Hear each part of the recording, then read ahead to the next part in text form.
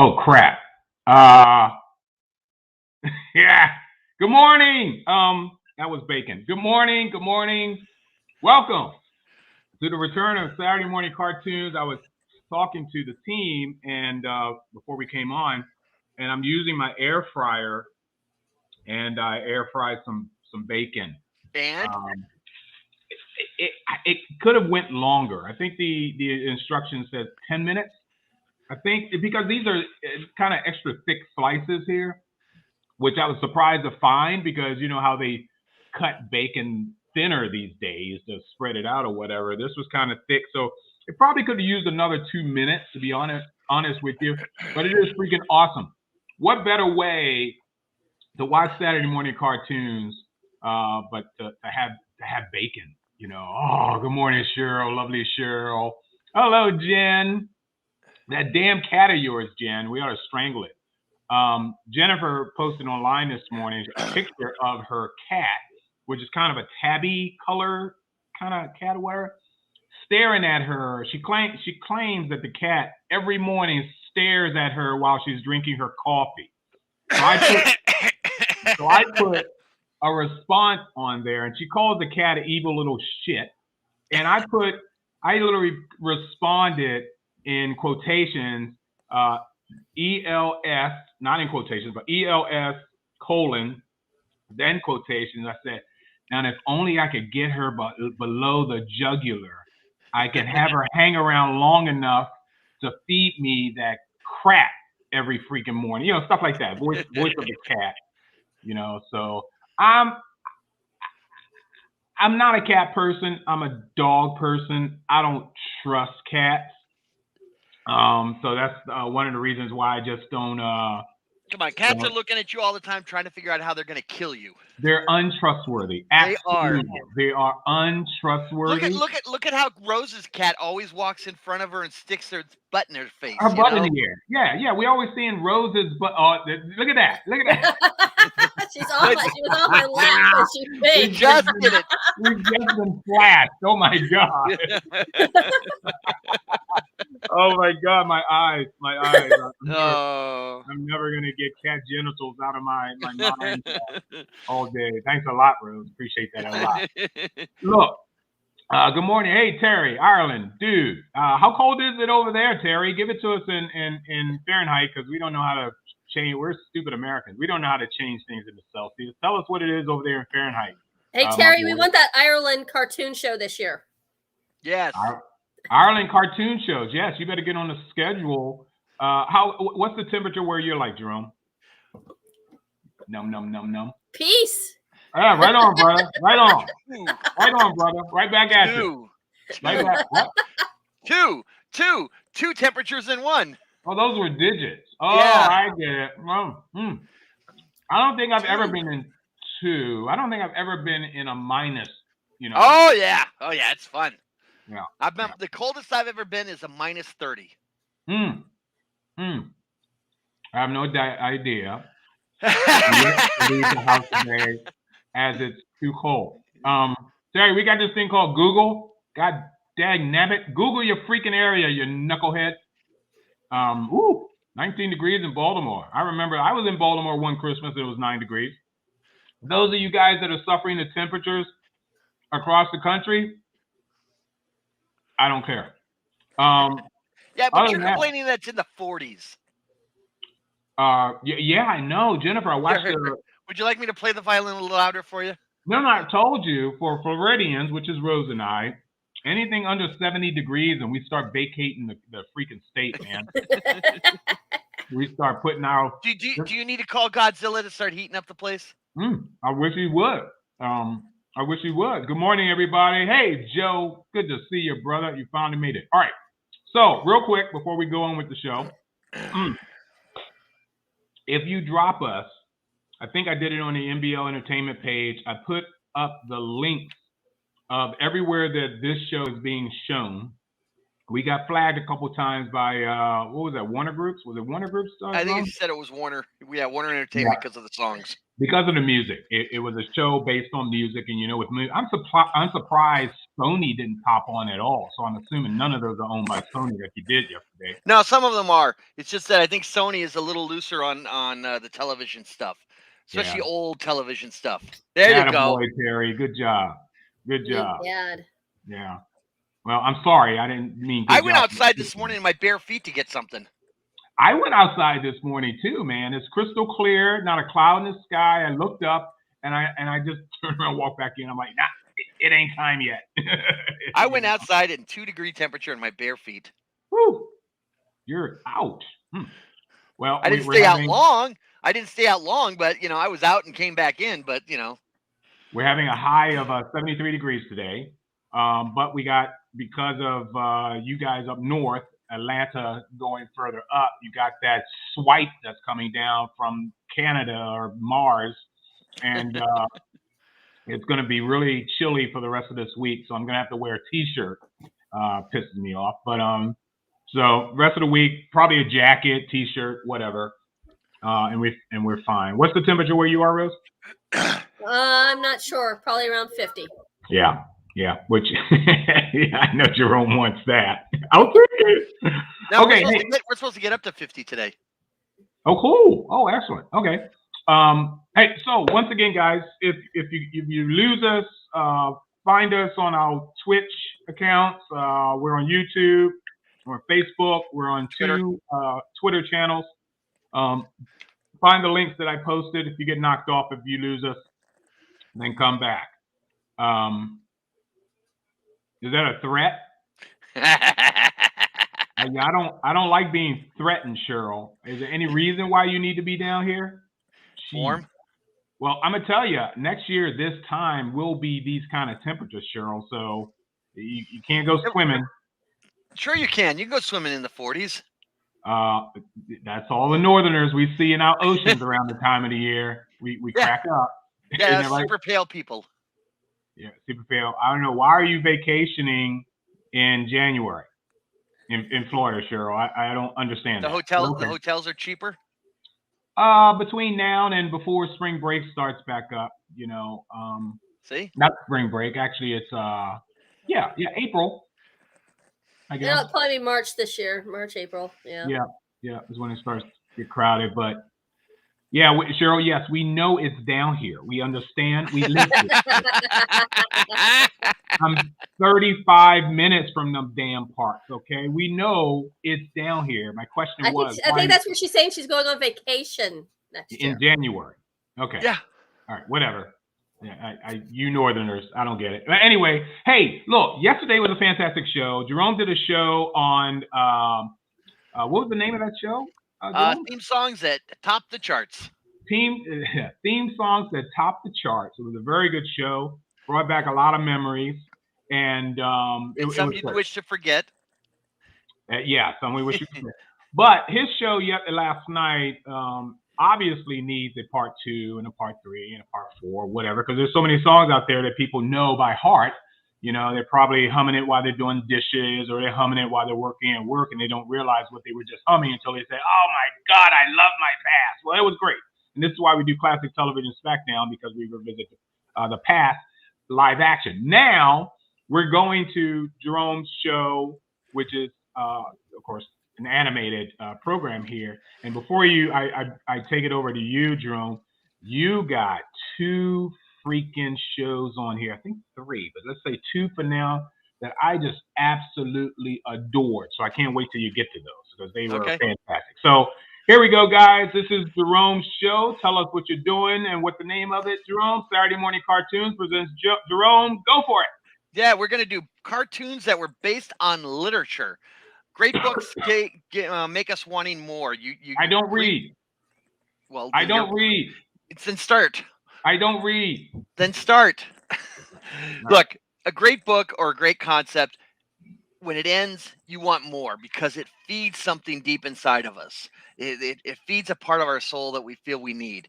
And then what better way to continuing adapting to them when you were a kid than a Saturday morning cartoon? You didn't want to watch those live action shows at night that your parents had because it had complex thoughts and all that you didn't want to deal with. Saturday morning cartoons, they simplified it. They made it so that you understood it when you were a kid. So, so they introduced us to great literature, kind of like what Looney Tunes did with the opera. Okay, how we learned Wagner and the Barbara of Seville and so on. Great source material and an approving parent base. Mom and dad are going, oh, you're watching Journey to the Center of the Earth? I read that book. It's good. Go ahead, watch that cartoon. So you never got any grief from your parents about it. Sadly, though, didn't always work out. Some of the shows were great. Some of them were not. So we're going to go and look at these shows. It's going to be a short show today because I could only find 9 shows that were based off of literature. But we're going to have some fun. I only included one based off of a comic book. There was a reason for it. So we're not going to be getting into the Marvel and DC and things like Men in Black and all that. We're mainly dealing with a lot of just basically books that we all read that we were supposed to read. Okay.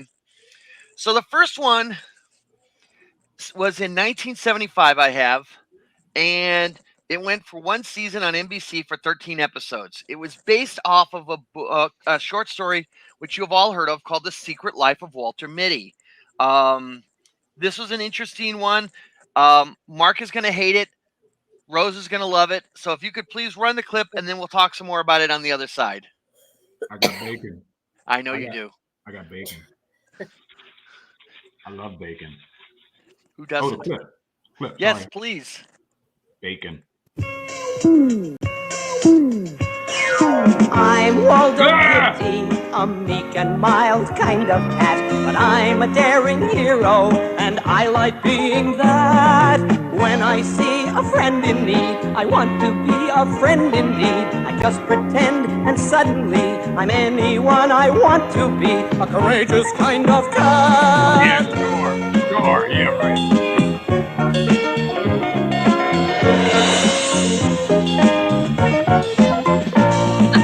He's Waldo Kitty, strong and bold and kind and true, stopping evil villains, there's nothing he can do. Danger calls like Tyrone's bark or an enemy is near.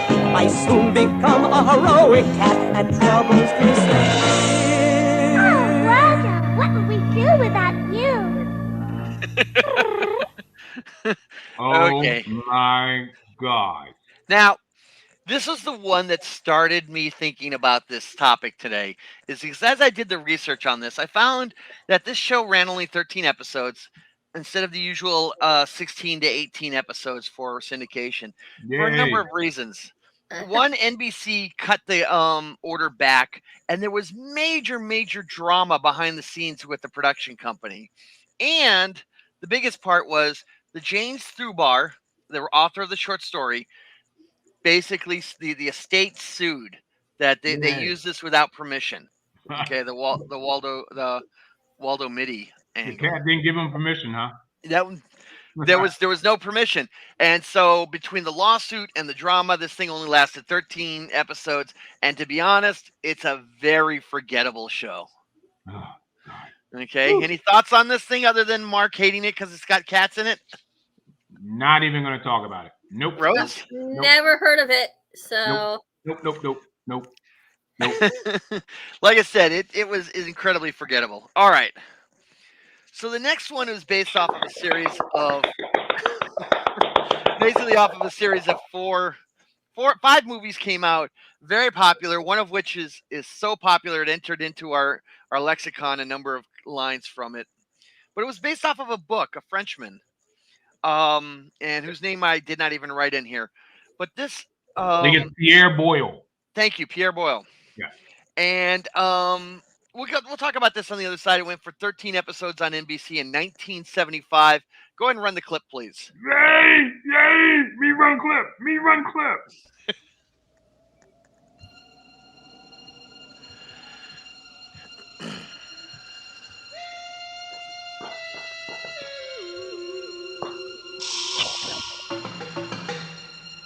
I love this opening. Love the opening.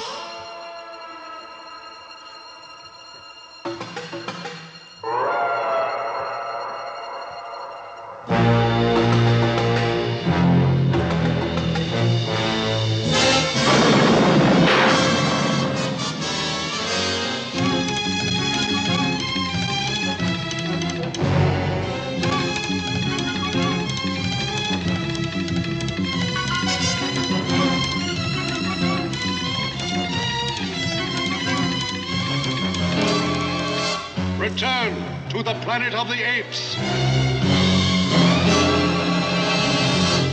Hey, love it. Who was that voice, Okay. Jerome? That was Ted Knight. That voice. All right. So this was that was much more faithful to the original book. You still had the astronauts coming, from the past. You had the apes' civilization was much more advanced in technology. The apes were driving half tracks and jeeps and things like that. They had working lights. Humans, they had found a what was it, a P-40 fighter plane from World War II. They were able to use. So this was a much more in-depth story. What you saw was, though, there was criticisms that the background was static all the time. There was complaints about how dark this show really was. Yeah, it was very dark. Yeah. It's a dark story. It is, and it was a very dark story. True. And it took a lot of criticism from parents groups about how dark it was. That opening alone with the reverse crucifixions freaked out a number of people in the South. Of course. Right. Of course. And now the story, the series ended before there was a resolution, because this was one of the very first ones that had an overarching story arc. So if you kind of jumped in the middle, you kind of lost out as to what was going on. You needed to see it from the beginning to the end. Now, you should be able to catch most of this on YouTube, is what my research is. So if you want to watch this and see the entire storyline, go ahead. It's really good characterization, good story. The animation is to be quite honest, is a little weak on this. Yeah, a little weak. Yeah, I agree. If they had done stronger animation, I think this show would have just taken right off. This was very popular. Yeah. But like I said, I enjoyed this a lot when I was a kid watching it. Freaked me out a couple of episodes, but it was a lot of fun. Yeah. Obviously Mark likes it. What about you? Oh my God, I love Return. You know what? I didn't even know that this was a cartoon series. Okay. Ah! You know, there was a TV series also at the same time, a live action. Live action. Yes, the live action TV. With, I just knew about the movies. Yeah. With Malcolm McDowell, not necessarily reprising his character from the movies, he had another name. I think it was Galen. Yeah, I think it was. Roddy McDowell? Yes, Roddy McDowell portrayed Galen. Yeah, we'll probably have to do that on our classic television. We'll have to do something with that. That's cool. Yeah, that's a good thought. Yeah. But yeah, I love this show. I love the animation. Back during the time when this is how young I was when I got into soundtracks. I would always have a tape recorder, the big boxy ones that you put the cassette in, and I would hold this up to the TV of all of the cartoon soundtracks that I loved. I was recording them like crazy and listening to them at night, You're not the only one. I did that also. Everybody did it, yeah. Yeah, I was recording. I just loved soundtracks. So this is one of my favorites. Even with the static on the, because those tape recorders weren't that great, but no, they weren't. Because you're like, you had it. Yeah, that was before the Watchmen. Not Watchman. Watchman? Am I saying that right? Walkman. I'm sorry, Watchmen. Listen to me. Okay, Walkman. Watchmen's a comic book that was later a movie, and then it's an HBO show. All right. Yeah. So that one was good. But we're gonna go back a little further. Okay. In 1967, ABC ran a show for one season for 17 episodes, and it was hard to find because they either bounced it or moved it around or whatever. But this was based off of a Jules Verne story. So please go ahead and run the clip. This is my other favorite that I like that you pulled out of this group. My other favorite. I love this series.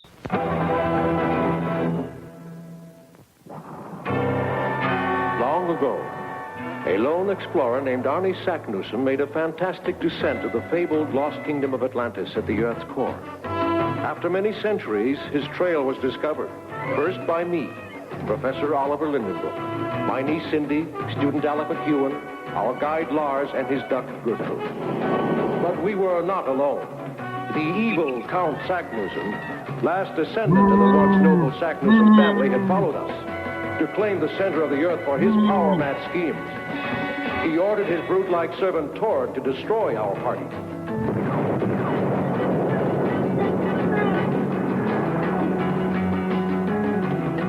But the plan backfired, sealing the entrance forever. And so for us began a desperate race to the Earth's core to learn the secret of the way back. This is the story of our new journey to the center of the Earth. Love it, love it, love it. Who was that voice, Jerome? Well, that was Ted Knight again. Ted Knight did voice both the hero and the villain in this he show. did. Now, this is another Filmation production. The film was a greater influence on this show than the book of the same name. If you haven't seen the original film back from the 1950s, you're missing out on a really good. Blasphemy! If you haven't seen the movie, die. Yeah, and I'm not talking about the last modern one. Right. All right. Oh yeah. Thank you for mentioning that. The one with the now, rock. Yeah. So this one, they actually had some actual overarching arch on this also, but not as heavily as what Planet of the Apes was. Okay. You could see a few things going on, but they would sometimes throw an odd standalone episode in there. All right. High production values on the art and the animation, which you could see. I don't know what to say, except it was a really good early Filmation one, kind of like in the vein of what Fantastic Voyage was also. Thank you. My third favorite one. Yes, good job. You mentioned Fantastic Voyage. Love it. Rose, any thoughts? I've never seen this cartoon. Killer, get it off. You need to go on YouTube. And I like the New Journeys movies with Brendan Fraser and then with The Rock. Yeah, you would. Notice he didn't mention any female cast member in any of those movies at all. Okay, yeah, There's know a you female like it. Exactly. Point for Rose. Yeah, it is a point for Rose. Yeah. All right. So, so it was, like I said, it was good. You should be able to find this on YouTube also. A lot of Filmation stuff, which was really high quality animation and storytelling. For some reason, just didn't seem to click with a lot of the audiences. They didn't run for a while, and they went out of business fairly early on. Yeah, I seem to think that the high drama ones, much like Planet of the Apes, much like this one, Journey and Fantastic Voyage, this is not slapstick. It's some people wouldn't even consider it cartoonish. Some people might think it might be documentary style, whatever. But there weren't laughs in these shows much, even though they were Saturday morning cartoons. One of the other great Filmation ones at the time was also Star Trek. Yes, that's right. That's right. And a lot of people almost considered that the fourth season because of the storytelling, how good it was. Agreed. Yeah, the animation on that got a little weak because of the cost issues that they were facing later on. But Filmation really paid a close attention to their storytelling, and I have to give them credit for that. Agree. Very good, Jerome. Very good on that. I agree with you 100%. So, how many of you have read books by a person by the name of Franklin Dixon? Oh, yeah. Okay. Franklin Dixon was actually a pen name for a woman. She wrote both The Hardy Boys and Nancy Drew. Mm-hmm. And these books have been going on for almost 100 years. They've been updated. They've been added to. I've got copies of the originals sitting here at the house. So go ahead and run the clip. We're going to talk about this weird show on the other side. Don't freak out too much about this one. Oh boy, here come the Hardys. Oh boy, we're having a party. Life's full of mysteries, but that makes it better. So come join the Hardys, we'll solve them together. Oh boy, here come the Hardys. Oh boy, we're having a party. Oh boy, here come the Hardys.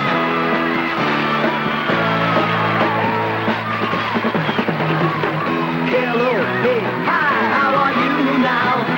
You know, we've got so much to do now. A world of adventure is waiting for you here. When we start the action, we're sure that you'll stay near. Oh boy, here come the Hardys. Oh boy, we're having a party. Oh boy! Nope. No way. What? No way. All right, No way so- would a black guy join that group. No right. freaking way. Let me explain what's going on here. He's This is a the lost live party action. boy.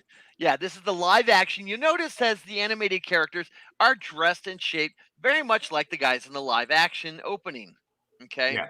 Now, what happens here is they're a touring rock band No. solving mysteries. Sound familiar? Oh no. Scooby no. However, this show premiered the same year Scooby did.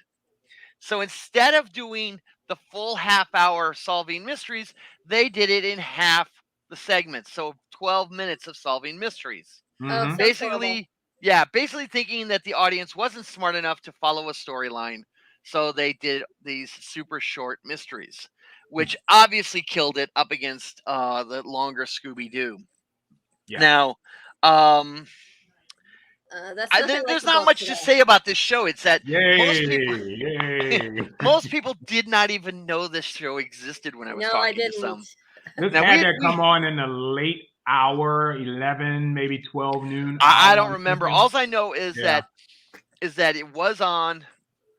The filmation is very similar to what you see with the Archies, the animation. Yes.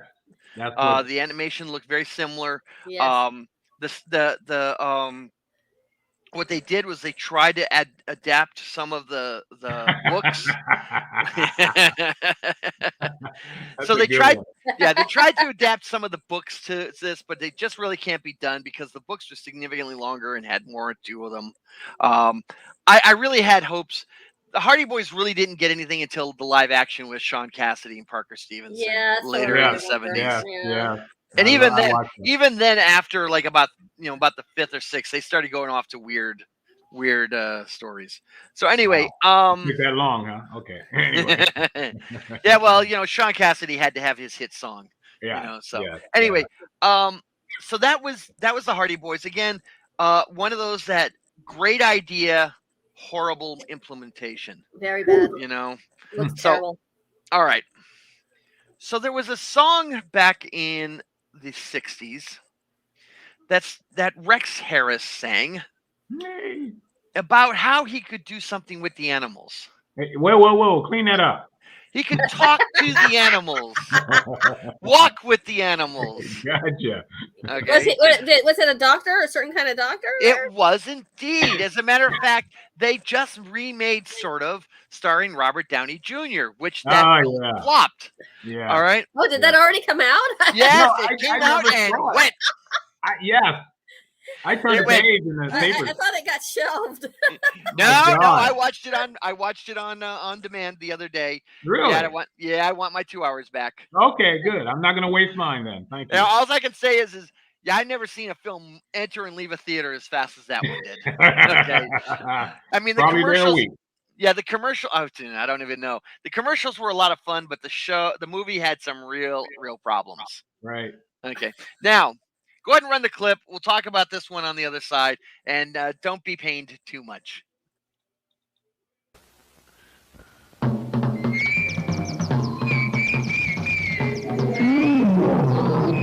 I love to talk to the animals. It's incredible chatting with a chimp in chimpanzee. To sit and natter with a tiger, chatter with a cheetah. That's a neat achievement, you'll agree. If I could talk to the animals, learn their languages, I would be the greatest man on earth. If I could only find a teacher, I would reach each creepy creature, then think what Scurvy's empire would be worth. I can converse in polar bear and python. Yeah, he can curse in fluent kangaroo. If people ask me, can you speak rhinoceros? I say, of course, and do. If I controlled our four-legged friends and all the universe, what a wicked place the world would be. Until then, only Doolittle talks with the animals. He grunts and he squeaks and he squawks with those animals. And they can talk to me. Yeah, definitely. Place Place commercial here. there. Place commercial here. All right. So based on the books by Hugh Lofting, which all I can say is you tainted you know, Joe, man. You're turning him to the dark side. That ain't right. now let's put it this way, Joe. The dark side has cookies. Okay, Yeah. Ooh, you know ooh. the Girl Scouts were around, and I got cookies. So based on the books by Hugh Lofting and the film Dr. Dolittle, it shows Dr. Dolittle traveling the world helping exotic animals. There's a sub disguised as an island that follows him and tries to steal or learn the good doctor's ability to talk with the animals. Now, what's interesting about this one is the film was much more of an influence also. The doctor and his traveling is very Victorian, sailing, etc. Yet the villains appear to be a combination of pirates and gangsters, and they use the equivalent of a World War II sub. So we've got such a mishmash that kids, kind of went, huh? What was going on here? Why are they on a sailing ship when the bad guys are in a sub that can go significantly faster? Now, Hugh Lofting wrote these books in a series of letters to his kids from the trenches of World War I because he didn't want to tell his kids how horrible the war was. And what's interesting is that there were a whole series of books. The guy who wrote this was originally a civil engineer out of MIT, and there's a whole interesting story about the author of Dr. Dolittle that people should take a look into. This guy was a fascinating author. But the show here, 1970 on NBC, one season, 17 episodes. Yeah, Cheryl, you may have liked it, but you may have been the only one. This show really came and went really fast. As far as it was in some reruns, but they were in syndication and not for very long. They're pretty much in public domain nowadays. Yeah, with the Patty Freeland putting this up, and if you recognize some character voices on there from the Pink Panther, Ant and Aardvark kind of era, it's the same kind of animation, same kind of profile in terms of the way the scripts are written and whatever, run and chase and so on. Yep. It was a little boring. It was kind of something you didn't rush to stay up for to watch during the morning. And it was up against I'm pretty sure some heavy competition. That's the reason why I didn't watch it much, because it's like there were better things on, to be honest with you. This type of animation and this storytelling was aimed at kids that were like, 6 or 5. They're not aimed at 8, 9, 10, 11, 12-year-olds. Us. Yeah. Like Gwen would probably have watched it because she's right on that edge. Sure. Yeah. But on a whole, this was aimed at younger kids, not the older ones. And Rose, we know you never saw this one either. No. Yeah. Be glad. But yeah, this was this one, and and it's from the guys who did Pink Panther. I think the network thought, hey, the Pink Panther was very successful as an animation. Let's give these guys a try. They did this, and it didn't work out at all. Yeah. Okay. All right. Well, right now on PBS, David Tennant, one of the Doctor Who actors, is in a brand new show. Anybody know what that show is called? Sure. Around the World in 80 Days. Exactly. And Around the World in 80 Days. I actually watched the first episode. I heard it was pretty good. Yeah. Well, what we have here is the fact that Around the World in 80 Days, another Jules Verne story that they called part of the Voyage series, has been around for a while. It had there was several films of it done. A Jackie Chan film, a Pierce Brosnan, David Niven in the classic one with that's my favorite. That's my what favorite. was her name? Shirley MacLaine as an Indian princess. Shirley MacLaine was so hot when she was younger. Oh my God. And that was younger than Rat Pack days. She was gorgeous. Right. And so we've had that. And there was more than one animated, but this is the one I want to talk about, the 1972 version that I remember on NBC, 1 season, 16 episodes. Go ahead and run the clip. We'll talk about it on the other side of that.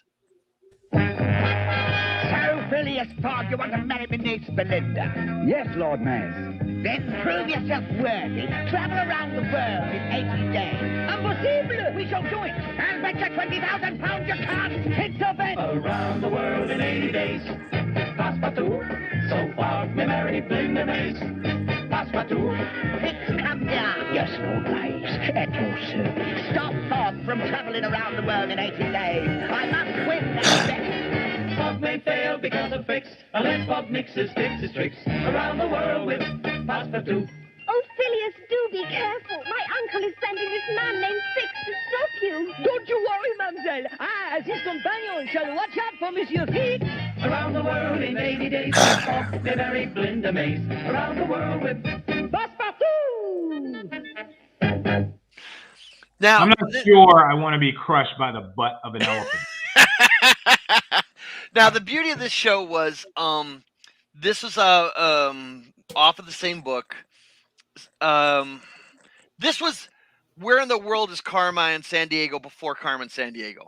Right. Every episode was extensively discussing where they were in parts of the world. You got a geography lesson, you got culture lesson, the whole shooting match. And of course, when they were packing at the beginning of the show to put into that carpet bag, they would put in stuff in there that was all random that was later used in the episode. It was a fun show, and it had an overarching storyline also, and that actually had an ending at the end of the season. So at the beginning of the season, he starts the journey, and at the end, he gets back to London in time to marry the girl. Yeah. Fun. All I can say is this was a fun show. I watched it religiously and loved it as a kid. It's interesting, and I hope some of our cartoon crew guys and you guys, agree or not. You don't agree. That's fine. But the live action version, this was one of the movies shown on TV or wherever you view it that I will watch each and every time. Okay, haven't seen it 1,000 times. Know how it ends. It's one of those extended hour movies, past the 2-hour period. And I always, another one is It's a Man World. Of course, this one I actually watch. You ever see, Jerome? What is it? 5 Weeks in a Balloon. 5 Weeks in a Balloon, which was the very first of the Verns's Voyage series. Right, Barbara Eden was in it. I mean, those are some of the movies that I will. A Saturday afternoon, man. Those movies come on, and it's all-star cast. People you never thought would be enrolled. I mean, Around the World in 80 Days, the movie had so many well-known actors in that movie. It was phenomenal. It was absolutely phenomenal. And this cartoon in 72, and there was another cartoon also, which basically it was a bunch of animomorphics going around the world, which wasn't as strong. This had a stronger storytelling again. I thought you were talking about Yogi's Gang there for a minute. That's what I thought you were talking about. No, but that's my point. The Around the World in 80 Days was such a strong story and everything about it that look how many times we're doing this story. Yeah. Right. Okay. I mean, the astronauts went around the world in 80 minutes. Yeah. Okay. Right. I mean, we've reached that point. We don't have to go around the world in 80 days. We can do it in a week, less than a week if we want to. But this story has such a strong pull on us. Well, I'm looking forward to the PBS series that's on right now. I'm looking forward to going. How many episodes have you seen? How many episodes are out there right now? There's 2. The third one is tonight, I think, or the fourth one. I don't really know. Yeah, I'll go back. Are they doing it through Masterpiece Theater? Yes.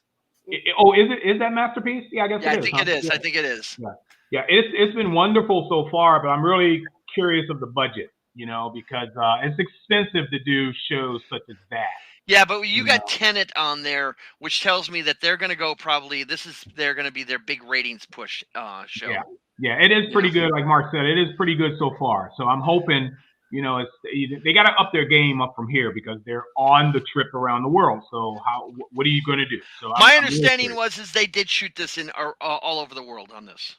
Oh, that's good to hear. That's really good to hear. Okay. Yep, so all right.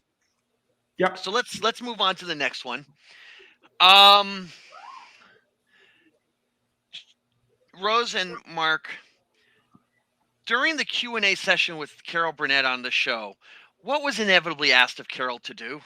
Will you do your Tarzan yell? The Tarzan yell. Yeah. So a man by the name out west named Edgar Rice Burroughs wrote a book back in the 19-teens about this poor guy abandoned as a baby because his parents were killed in the jungles of deep, dark Africa. Well, it wasn't his parents' fault. It wasn't his parents' fault. In the 1930s, an Olympic swimmer by the name of Johnny Weissmuller. It became Tarzan. And as a matter of fact, because of him, he's the one who invented the Tarzan yell. Yes. Okay. Was never in the books, by the way. So go ahead and run this clip. I want you to see this clip, and then we're going to talk about it because there's some interesting aspects to this show. Yes, it is. I was excited when they did the Friday night, previews of new Saturday morning cartoons. It really piqued my ears up. I really loved it. All right, here we go.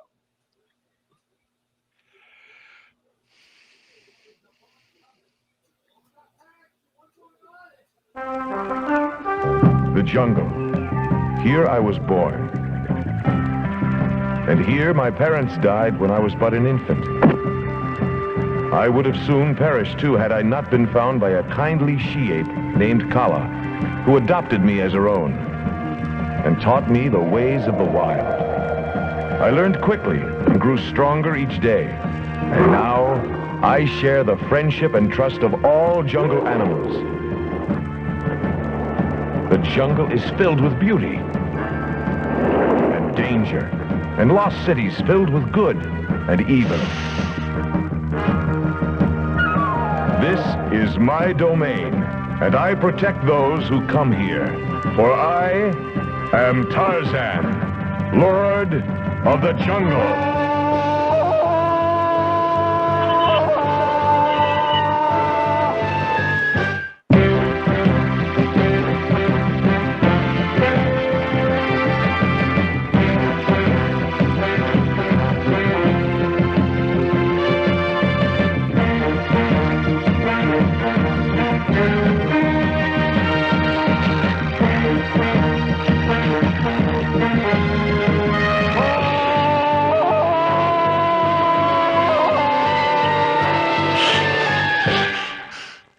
Okay, I have to say something before you continue.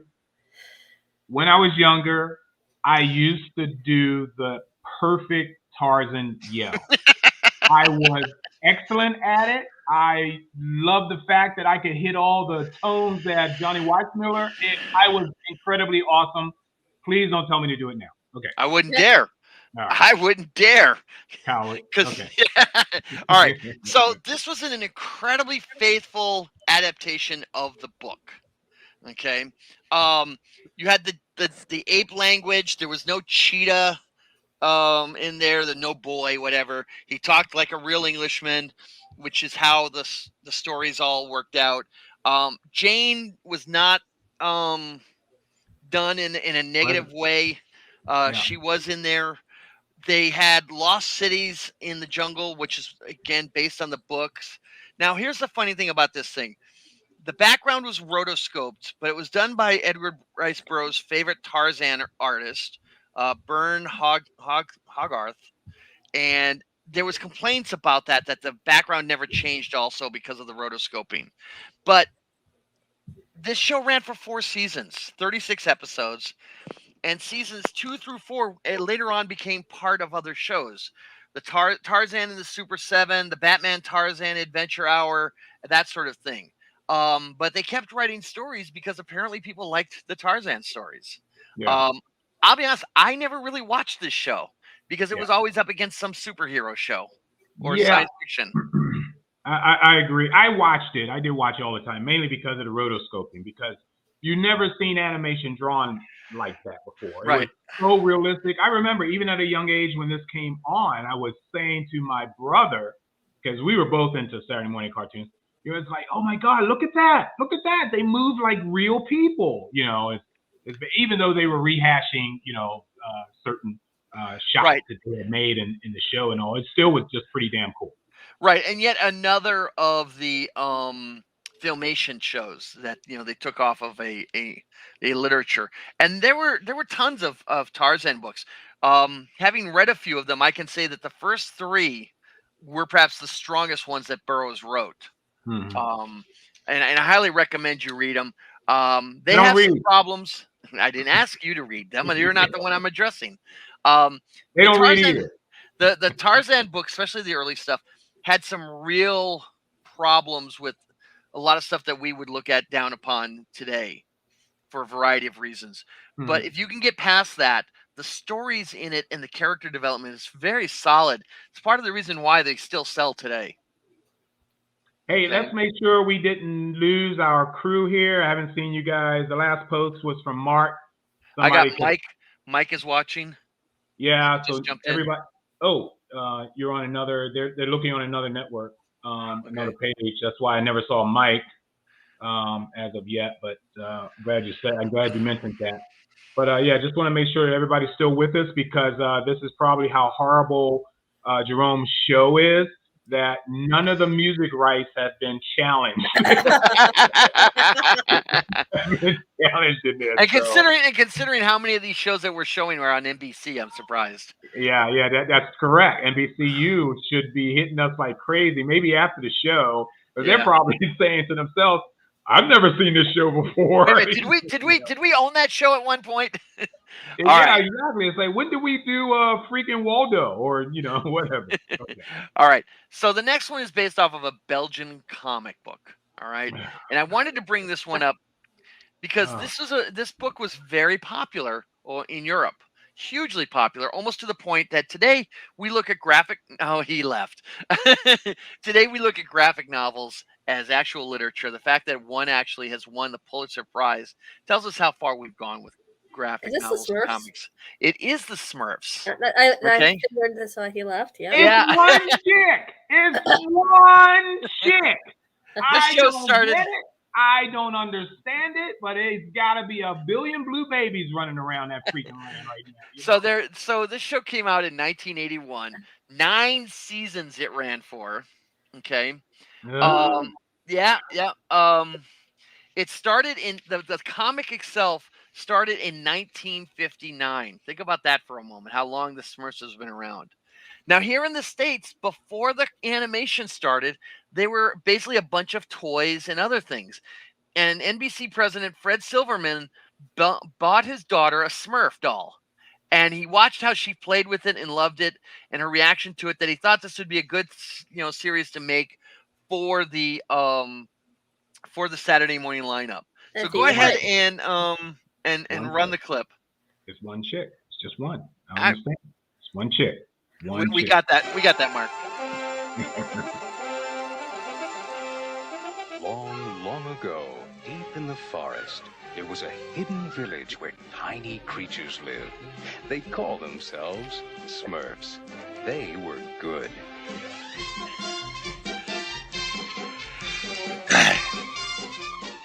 Then there was Gargamel, the evil wizard. He was bad. Oh, I hate Smurfs. Yeah. I'll get you. I'll get all of you if it's the last thing I ever do. Oh, I'll get you. I'll find your village someday. You'll be sorry. Well, the forest is still there. And if you listen, you may hear Gargamel's rage. And if you are good, you may just catch a glimpse of the Smurfs. Now, I figure that anybody who's cosplaying, can somebody please get Mark a Gilgamesh costume? Because, are you kidding me? Why would you do that? Well, because your hairline is receding. We can get you the fake nose, and you can, run around chasing people, Yeah, well, I killed a cat first. Just saying. Okay, so you do that. All right. So here's the thing about the Smurfs. They have they ran like crazy in the for 9 seasons, and then they got forgotten for pretty much of the 90s Yeah. until a couple out of California raised about $1.5 million to buy the rights, and they went to all the studios to try to make the first Smurf movie, and nobody wanted to take a chance on them. And they finally convinced one studio, and that was opened the floodgates. And what do we have? 7, 8 movies now of live action? Yeah. I've never seen one. I haven't either, but I know that they made a lot of money. And a lot of kids liked them. Yeah. So, I can't say that it was a total failure. As much as we don't like them, the kids loved them. Oh, I'm a businessman. If I know it's going to cater to a group and I can make money off of it, I'm going to do it, without a doubt. I don't understand why, but, I'm going to do it. I think with Smurfs out in Norway or Denmark or some other Belgium. Belgium. Oh, it's a Belgium creation. Okay. Belgium, yeah. All right. But anyway. So. Now, back also in the 1950s, as the Smurfs were being created in Europe, here in the States, a series of books about a family of bears was being created. Okay. I can barely stand it. It's not for you. Sorry. All right. So okay, hundreds and hundreds of kids. There are at least 100 books by these two authors, Stan and Jan Berenstein. Okay, wrote books, and the show came to CBS after 5 specials. They did hour-long specials for the network on NBC from 79 to 83. And then CBS went, those ratings were pretty good. Let's do a series. Lasted for 2 seasons, 52 episodes in 1985. It was so popular and worked so well that PBS later picked them up and created more episodes. So go ahead and run this, and then we'll talk some more about the other side. This way to bear country. You'll know when you're there. As soon as you enter, you'll feel like a bear. A great grizzly bear. A Berenstain Bear. We are the Berenstain Bears. Mama! Papa! Sister! Brother! We appreciate each other. We live in a split level tree. Mama, Papa, sister, and me. Snug as buds in our split level tree. Here are more Berenstain Bears. Factual. Big Boy Bear. Professor Oak. Oh, who's Key Honey Butter? I'm the mayor. And lots more. Bears galore! You may think that this starts our show. Well, it does. Okay. Mark is horrified. What I can't understand is when you put clothing on animals, how can you forget the shoes? Well, it's warm. It's warm where they're at. They don't need shoes. Okay, sure, right. What's interesting about this one is it was nominated for an Emmy and a Humanitas Prize. These are highly, the critics loved them, except for a few grumpy people that basically said horrible things about the creators when they died. That was smoky. Oh, that's terrible. Yeah, there's some real hatred of this series and books out there. But this is also, a popular thing with kids. Kids to this day still have Berenstain books that they want you to read. The shows are still on the air, that you can see. Popular. I caught a couple of them. Basically, young kid shows teaching morals. Don't fight with your family and try to share. All the stuff that some early cartoons that we've all praised also did, only this was just as sappy and sweet, but we got older and realized how sappy and sweet it was. Yeah. So all I can say about the Berenstain Bears, I didn't watch it because it was in 1985. I was in college.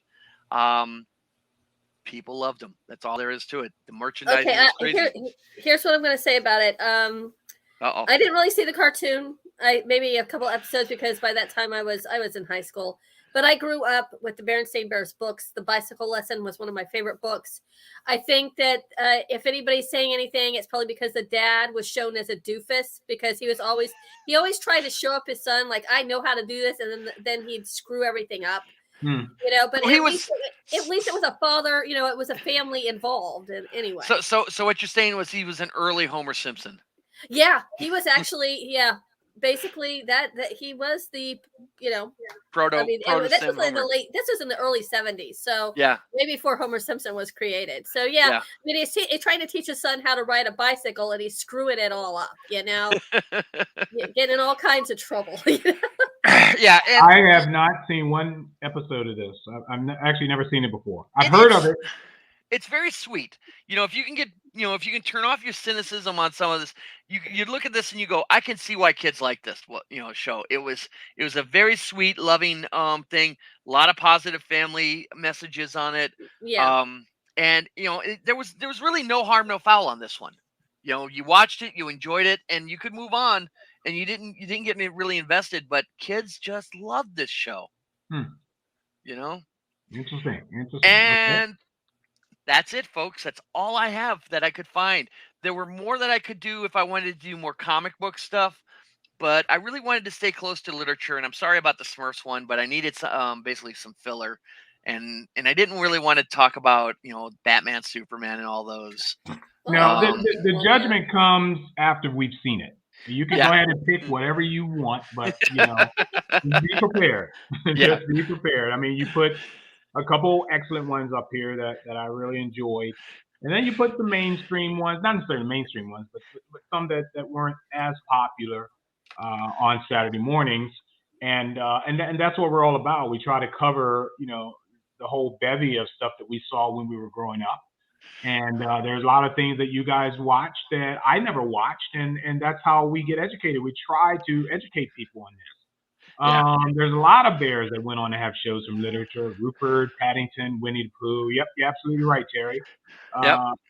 There are, but did we see them on Saturday mornings? Is a question for some. Well, Winnie, there was a short-lived Winnie the Pooh series, and I didn't get. I missed that one, and I don't recall there ever being an animated Paddington. If there was, it was very short. A lot of shorts. I think it might have been a PBS here. It may have been. I don't recall seeing that. That's a good thought there, Rose. But I am aware of the CGI movie with Paddington Bear. So, but anything other than that, I don't know. Well, that's good. Check this out. We're about to hit the hour mark on. I was surprised. I thought we'd be short. Nope. I wasn't worried. I knew we were going to stretch this out, so I didn't think this was going to be short. Even with the entry of 8, that's fine. Entry of 10, we always go over, but that's fine too. No one said this was an hour-long show. This is a show, period. Yeah. So we talk about what needs to be talked about, which brings us to Rose's show this evening, which I'm looking forward to. Since we're still into animation, this is the perfect hour to speak about something that I am excited about this evening. I think my football games are at 4:25 and 8. You got to be done by 8:15. Okay. I think this is probably going to be an hour or a little bit less than an hour. We're talking about one show, and that's called Invincible. It's on Amazon Prime. If you haven't seen it, I highly recommend it. Rachel introduced it to me, and because it's her turn to introduce. Sometimes we do a mixed bag, like our Star Wars show that was both of us, but. This time it's a show that she introduced to me, so we're going to discuss that and the characters and well, figure out what's coming up next. As worked up as we've seen Rachel can be, this is going to be fascinating tonight. Well, you know what? She's very under the weather, and she almost told me that last night she felt so bad. She's like, I think we're going to have to postpone it, but this morning she said she's feeling better. Well, tell her to stay in bed. Tell her to take a nap. Look at her. She might be a little bit subdued tonight, but listen, you give walk in. Give her some cough syrup. You walk into that room with your daughter, and you look at her, and you just say, "The show must, go on." Yeah. But this would be interesting. I think once she gets into the mix of it, when talking about Invincible, I think that's going to be the perfect medication she needed. Yeah.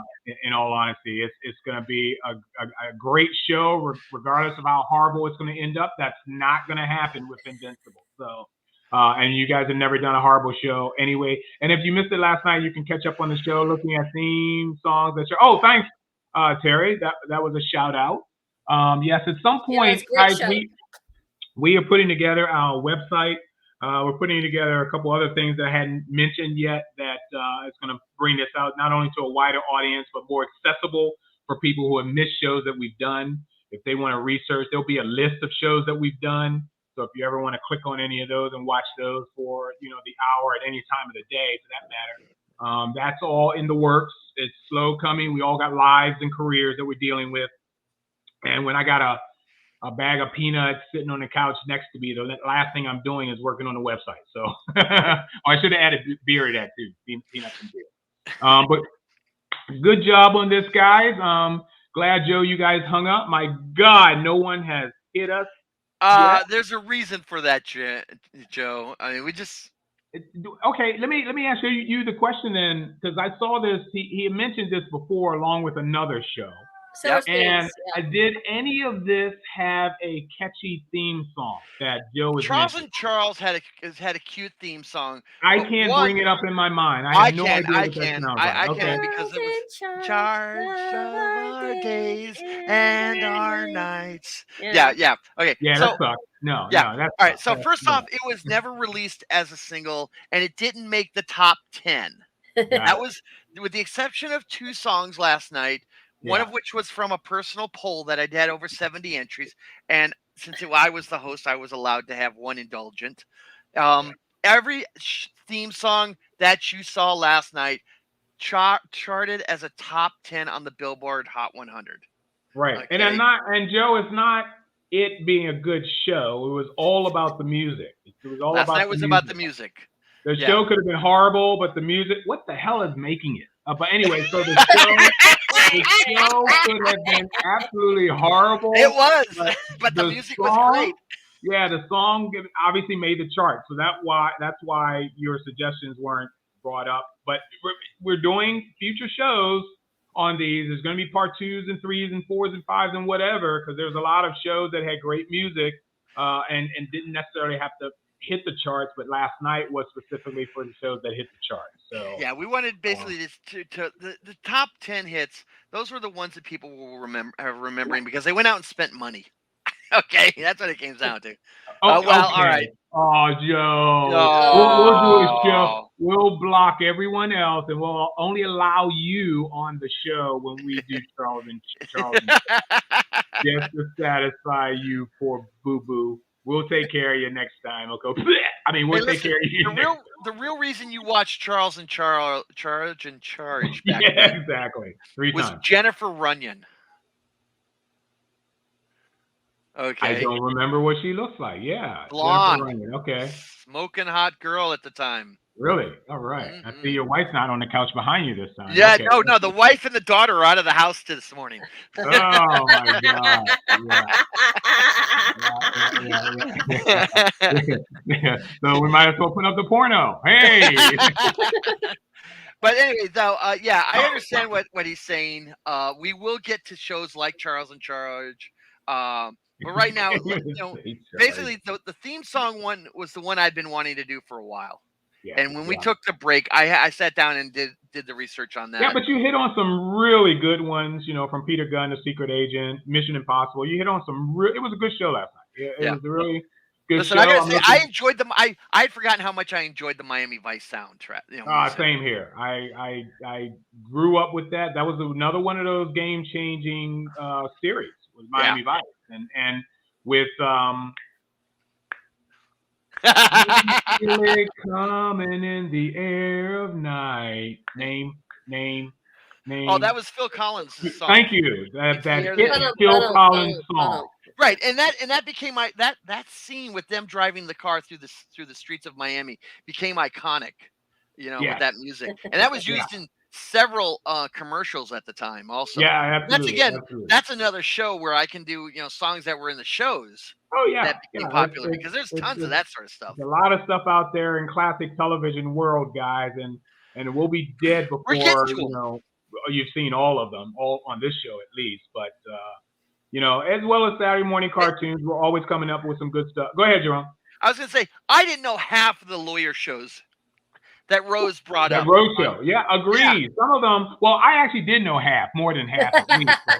There were a few on there that I did. What the hell is making it anyway? Anyways, there was a few on the attorney's show that Mr. Rose Prosecutor. did. I never even heard of that show before. Oh my God, I was into that stuff. Did we do Doctors yet? No, we have not. Ah, I see Mark. I see where Mark is going. Mark's gonna go play doctor. Yeah. Yeah, there's plenty of those out there. I can see it now. We can say, well, it looks like your husband's gonna die, ma'am. Surely he can be saved. No, he can't. Don't call me Shirley. We can do so much stuff on Doctor shows. My God. But Saturday morning cartoons, I'm so looking forward. If you guys are around, what time is your show? 7 o'clock tonight? 7 o'clock tonight. Yep. 7 o'clock tonight, guys. If you have not seen Invincible, you actually have time to, binge watch a few episodes this afternoon. At least the first few. Don't want to spoil it and tell you the last episode, but if you have not seen Invincible, it has been renewed, by the way. It has been renewed for a second season. Yes. But anyway, so you've got to see that, and then let's look forward to Rose's show tonight for Invincible, and it is also Rose's turn next week for Saturday morning cartoons. And Rose, do you have any idea what you're doing for next week's show? Yeah, I think I'm going to do a 40-year anniversary for shows that premiered in 1982. Ooh. Making me do the math. Good God, girl. I mean, it's 1982. Yeah. That's going to be incredible. That's going to be an interesting show. Yep. Well, you guys have been great. It's been a great Saturday morning cartoons. We're going to go ahead and end it and say goodbye. Thank you for joining us this morning. I've had my bacon, so my tummy is happy.